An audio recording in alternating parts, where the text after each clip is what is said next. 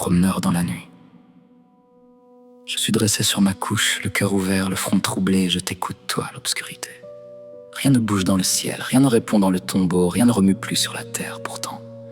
Depuis l'abîme où je suis un promeneur perdu se murmurent des choses que je ne comprends pas et que nul ne comprend. Quel est ce manuscrit roulé dans ma poche dont les lignes sont comme des chaînes? Quel visage effrayant se penche sur les portes du réel? Que disent les monts, ces géants solitaires et vêtus d'ombre, marqués par le fer chaud de l'éclair, lorsque la neige et les laves leur cerclent un silice, lorsque l'aquilon leur arrache des pleurs, sommes-nous semblables à ces monts? Je demande au monde, qu'êtes-vous, phénomène, être? Est-ce un rêve, est-ce un mensonge, est-ce la matière qui sanglote sous son voile? Est-ce Dieu qui se cache ou Satan qui lève son front dans la nuit? L'homme, cet atome, erre sous les étoiles et moi vers la clarté. J'aimais l'aube jadis, la mer, l'herbe verte, le blé, les arbres sages et leurs branches, mais le naufrage s'est ouvert sous mes pas. Ma maison est devenue un écueil dans une mer morte, ma pensée s'est effondrée dans l'ombre, la tienne, obscurité.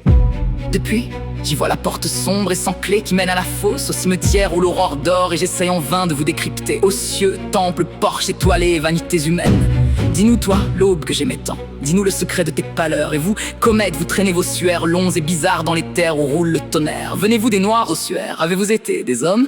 Êtes-vous mortes pour l'immensité? Saturne, qu'est-ce que ton anneau terrible?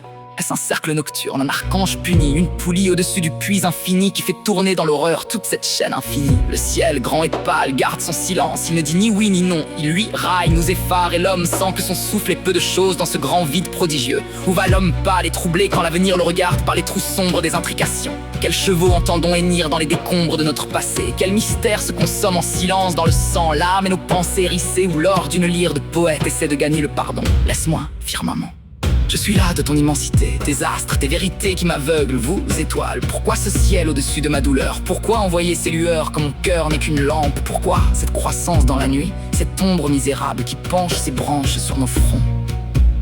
On dirait que le but des choses est de cacher Dieu, d'ôter l'aube au cimetière, d'épaissir l'horreur, la matière et l'énigme. Et pourtant, je reste sous le nuage et la rougeur du soufre. Je reste parce que le poète est celui qui écoute même quand rien ne parle. Il colle son oreille contre la porte de l'abîme et recueille le cri des noyés, la rumeur des morts, la plainte du cerf mourant dans les bois fauves. Le poète est seul, oui, mais sa solitude n'est pas vide. Elle est pleine d'éclairs, de gouffres, de questions, de cieux sans réponse. Il a pour compagnon le doute, pour vêtement l'incertain, pour pain le silence, pour eau la mer lugubre et déchaînée. Les forces donnent leur loi aux choses, mais n'accordent pas leur sens. Le prodige obscur nous raille, la nature travaille à la nuit et à l'ataraxie. Les fléaux dont nous souffrons sont nécessaires à un calcul que personne ne nous explique. Où sont les causes? Où est la vérité? Où est la main qui tourne la poulie? Où est le Dieu qui sait, qui se tait?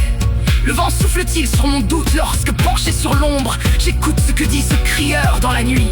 Est-ce moi? Le ciel ne répond pas. La terre respire mais ne nous console pas. La mort, vieille reine enfouie, garde ses portes secrètes. Alors la mélancolie devient ma seule science.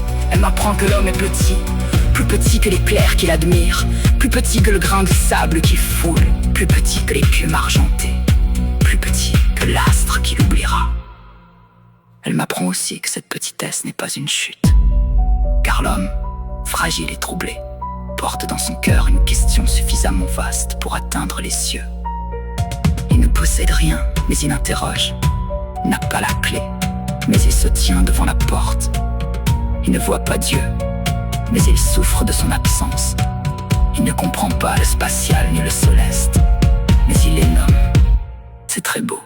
Alors marchons dans la nuit entre l'autel et sa victime, le sorc et le blé, le flambeau et le tombeau.